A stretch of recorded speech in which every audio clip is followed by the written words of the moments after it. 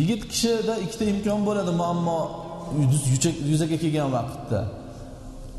Chin dildan Allohdan so'rab harakat qilish yoki qo'lini cho'zib o'zini xor qilish.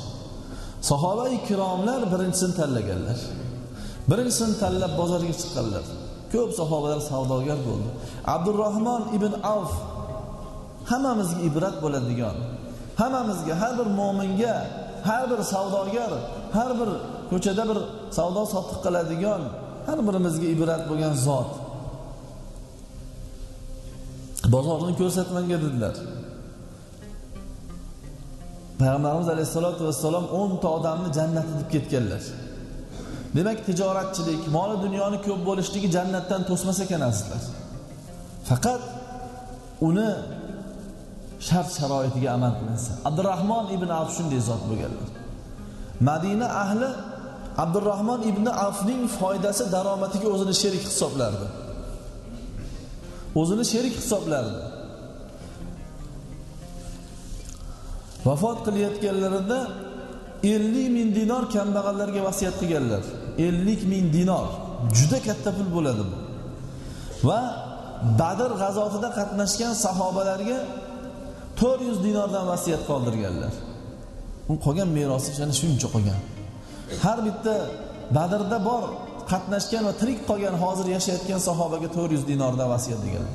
Usmon ibn Affon ham roziyallohu anhu payg'ambarimizning kuyovlari juda boy odam bo'lgan. Lekin o'sha Abdurrahmonning molini olganman deydi, olgan. Aytganki, Abdurrahmonning molini olaman deganlar, vasiyatini qabul qilaman boy bo'lsam ham. Chunki Abdurrahmonning moli halol deganlar. Uning molida baraka bor deganlar. Abdurrahmon ibn Avf bu maqomga qanday erishgan desa, o'zlari ikkita narsa bilan o ikkita narsa qilganliklarini tajribasini bizga aytganlar, shogirdlari tobiinlarga aytganlar. Bittasi hech qachon foydani oz sanamadim degan. 10 so'mmi, 100 so'mmi, 1000 so'mmi farqi yo'q. Foydani oz sanamadim degan. Ha biz kecha 1000 so'm foyda qilgan bo'lsak, bugun 500 so'mga tushib qolsa foydamiz 500 so'm zarar qilgandek jazoga tushamiz. Bugun yaxshi o'xshamadi. Nega o'xshamas ekan? Kechagidek bo'lmagani uchun yo'q azizlar. Xudo bermasa o'sha ham yo'q edi-yu. Ikkinchisi hech qachon qarzga savdo qilmadim deydi. Qarzdor bo'lib savdo qilmadim, nasiyaga narsa olmadim deydi. Chunki qarzdor bo'lib savdo qilish, tijorat emas deydi Abdurrahmon ibn Avf. Tijorat hisoblamayman men deydi. Birovdan nasiyaga olib berishdi deydi. O'ziga yarasha uslub bu emaslar. To'g'ri, nasiya qilish shariatda halol, birov taqiqlamagan, lekin u zotning uslublarini ko'ringki, aytayapti. Bo'lgan foyda ozmi, ko'pmi? Hech ham oz sanamadim uni. 1 so'm bo'lsa ham ko'p sanadim. Allohga hamd aytdim. Va ikkinchisi hech qachon qarzga savdo qilmadim deydi. Chunki qarzdor bo'lib tijorat qilish men uchun tijorat emas deydi. Va doimiy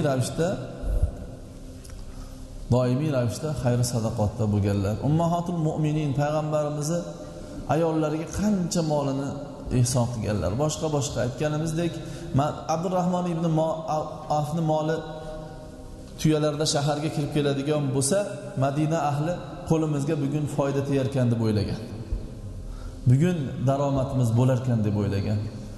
500 ta eng yaxshi otni berib yubordi ketayotgan sahobalarga, safarga. Shunday zot bo'lganlar.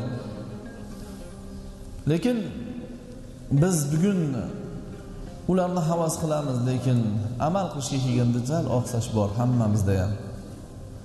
Katta tijorat xonaga kirdim deydi ulamolardan biri. Juda katta savdo bo'lyapti deydi. Kelib boshlig'i bilan gaplashib o'tirib, savdolaringiz juda yaxshi ekan, Alloh barakasini bersin. Bir nima bilan keldim, o'zimga emas, nimaga desa, biz o'qishgohimizda yetimlar turadigan, yetimlar, hammasi yetimlar, shularga ozgina yordam bering desam deydi. 100 lira berib olinglar deyapti deydi. Bizni pulga bir 10 ming so'm yoki 20 ming so'm pul bo'ladi. 10 ming so'm va 20 ming so'm pul berib yuboringlar deyapti. O so'ragani borgan odam unchani o'zim ham berardim deydi.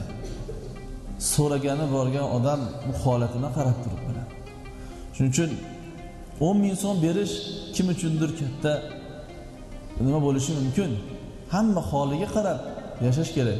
Holiga qarab muomala qilish kerak Alloh taolo bilan. Alloh taolo shuncha ko'p berganlar ko'proq beraverish kerak. Masalan, podshohning oldiga kirsangiz, podshoh 2 ta non berib yuboringlar desa, podshoh uchun u sharafli emas. Lekin oddiy bir odam 4 ta noni bo'lsa 2 tasini olib chiqib berib yuborsa, ana buni sharaf deydi. Ana buni ajr deydi.